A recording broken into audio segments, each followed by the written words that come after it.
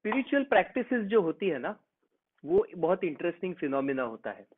कैसा है कि कॉलेज के दिन याद करें। ओके, लड़का लड़की को पटाने की कोशिश करता है, फिल्म्स में भी हम देखते हैं। अगर लड़का लड़की को भाव नहीं देगा तो क्या है, लड़की नहीं पटेगी, भाव देना पड़ता है, right. In the same way spiritual practices का भी कुछ ऐसा होता है। अगर हम स्पिरिचुअल प्रैक्टिसेस को, जैसे कि मेडिटेशन है, हीलिंग है, ब्रीदिंग है, फॉरगिवनेस है, ये सारी चीजों को अगर हम प्रायोरिटी देते हैं तो वो चीजें हमारे लिए वर्क करने लगती है। इफ वी थिंक कि हाँ ठीक है, टाइम मिला तो कभी एक आध बार मेडिटेशन कर लेंगे, तो मेडिटेशन का बेनिफिट हम तक पहुंचता नहीं है। सो हीलिंग या मेडिटेशन का अगर हमें बेनिफिट चाहिए, रियल सेंस में बेनिफिट चाहिए, तो उन चीजों को, उन प्रैक्टिसेस को प्रायोरिटी देना जरूरी है। ओके, सो एक बार एक बहुत बड़ा किंगडम था।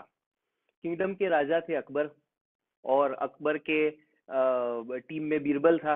अकबर, बीरबल और उनकी टीम के कुछ लोग एक सिटी से दूसरे सिटी में जा रहे थे। बीच में एक छोटा सा विलेज आया। ये विलेज इतना छोटा था कि वहां का टोटल पॉपुलेशन मान लो 100-200 लोगों का था।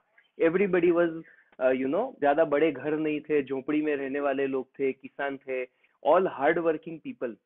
They did not have a lot of money. तो वो अकबर के लिए, एज अ किंग, अकबर के लिए ये देखना एक बहुत बड़ा शौक था। उसको लगा कि मेरे किंगडम में, मेरे राज्य में ऐसे भी लोग हैं जिनके पास इतने छोटे घर हैं। हाउ इज इट पॉसिबल, उनको एक शौक लगा। तो वो बोले कि नहीं यार रुक जाओ, उनकी पूरी टीम को बोला नहीं रुक जाओ, यहाँ पे मुझे थोड़ा टाइम बिताना है। ओके, ऐसा सोच के वो वहां पे बैठ गए। It was a concern, genuine concern था। बट वो कंसर्न में वो उस कंडीशन के साथ इमोशनली अटैच हो गए। सो कुछ घंटे बीत गए, एक दिन चला गया, 2 दिन चले गए। वो जो किंग थे, अकबर थे, वो वहीं के वहीं रह गए। वो बोले कि नहीं, अब मैं अपने आप को राजा कहने के लायक नहीं हूँ। I am not worth calling my self a king. बस मैं यहीं पे रहने वाला हूँ। आजू बाजू में जो उनके मिनिस्टर्स थे वो लोग शॉक हो गए कि यार अब करेंगे क्या, ये राजा अगर ऐसा बोल देंगे तो इतना बड़ा साम्राज्य जो फैला के रखा है वो हैंडल कौन करेगा। So they had a board meeting करवाया उन लोगों ने, सब मिनिस्टर्स मिले। बीरबल ने बोला चलो मैं कुछ सोचता हूँ, ये राजा ऐसे डिप्रेशन में आ जाएंगे, यहीं पे रह जाएंगे तो नहीं चलेगा, कल सुबह कुछ अपन करते हैं। सो पूरी रात बीरबल ने सोचा कि अब क्या करना है, क्या करना है, राजा को कैसे वापस लाना। So what he did is, अगले दिन सुबह सुबह जब राजा जस्ट नहा धो के फ्रेश होके वापस अपने रूम से बाहर निकले, तो बीरबल ने बोला अबे ओ अकबर, क्या कर रहा है इधर।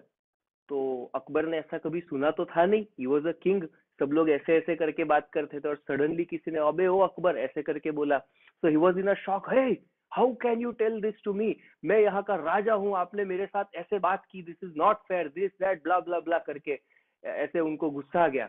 एंड देन बीरबल सेड कि महाराज मैं यही चीज बताना चाहता था कि आप महाराज हो, आप यहाँ के किंग हो, आप इस तरह डिप्रेशन में नहीं आ सकते। आप अगर डिप्रेशन में आ गए तो ये सारी चीजों को हैंडल कौन करेगा। एंड ही वाज लाइक, हाँ, अकबर ने बोला कि हाँ यार ये बात तो सही है, मैं थोड़ा सा भटक गया था, थैंक यू कि आपने मुझे इतना धक्का मार के उठाया। ओके, सो इस तरह की एक जर्नी हम लोग अपनी लाइफ में स्पेंड करते हैं। हम लोग कई बार डिप्रेस हो जाते हैं, कई बार गुस्सा आ जाता है, कई बार फ्रस्ट्रेशन हो जाता है, कई बार स्ट्रेस की वजह से एकदम सैडनेस में घुस जाते हैं। All of this is not who we are. हमारा जो नेचर है that is something beyond all these emotions. Okay, हमें किसी को आके धक्का लगाना पड़ता है, and somebody has to tell us कि अरे boss, you are not supposed to be angry, you are supposed to be sad. ये सारी चीजें आप नहीं हो, ये आपका काम नहीं है, आपका नेचर नहीं है। Who are you, you are the owner of emotions, you are the owner of the body, you are the owner of the thoughts. आप इन सब चीजों के मालिक हो, आप ये सब चीजें नहीं हो। ये छोटी मोटी चीजों में आपको भरा नहीं जाना है, आपको इन सारी चीजों को हैंडल करके कुछ काम करना है, right. So that realization is called enlightenment, moksha. Okay, सबको पता है कि भी मोक्ष प्राप्ति होती है, एनलाइटनमेंट होता है, सबको अल्टीमेटली वही चीज चाहिए। वो कब आती है, जब ये सारी चीजें मेरी है, मैं नहीं, ये वाला डिफरेंस हम समझ पाए। Okay, so we always try to focus on this point कि मैं कौन हूं और मेरा क्या है। ओके, इस अंडरस्टैंडिंग के साथ जब हम हीलिंग लेते हैं कि भाई ये बॉडी मेरा है, मैं नहीं हूं, ये इमोशंस मेरे हैं, मैं नहीं हूं, ये थॉट्स मेरे हैं, मैं नहीं हूं, ये सारी चीजों को जब हम समझ के सेल्फ हीलिंग करेंगे तो उससे जो एनर्जी का फ्लो होगा, that flow of energy will take us to better health. Okay, और प्रायोरिटी देना है।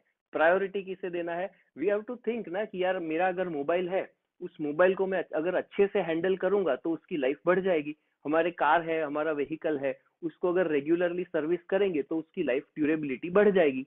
इसी तरह ये शरीर हमारा व्हीकल है। Okay, we have to use it. Our body, our emotions, and our thoughts are very very important vehicles of the soul. Okay, so हमें इन सारी की सारी चीजों को like our property, like our asset, उनका ध्यान रखना है। ठीक है, सी इट डजेंट मीन कि हम बीमार नहीं पड़ेंगे। बीमारी सबको होती है, अगर फिजिकल बॉडी है तो फिजिकल बॉडी बीमार पड़ सकता है, उसमें कोई प्रॉब्लम नहीं है। बड़ी बीमारियां भी हो सकती है, that is also fine. Problem is not बीमार होना, उस बीमारी से हम कितना जल्दी बाहर निकलते हैं, that is what we have to focus. जब हम अपने एनर्जी बॉडी को प्यूरिफाई करते हैं, हमारे फिजिकल बॉडी के पास बीमारी का जो फ्यूल है, पेट्रोल है, वो पेट्रोल खत्म हो जाता है। Okay, so of course when we take the medicine, हम फिजिकल बॉडी को थोड़ा सा हील करने में हेल्प करते हैं, सिम्टम्स को सबसाइड करते हैं, we feel a little more physically comfortable. साथ ही साथ उस चीज का जो फ्यूल है, वो फ्यूल को भी हम हटा देते हैं। That is what happens when we practice different different self healing processes.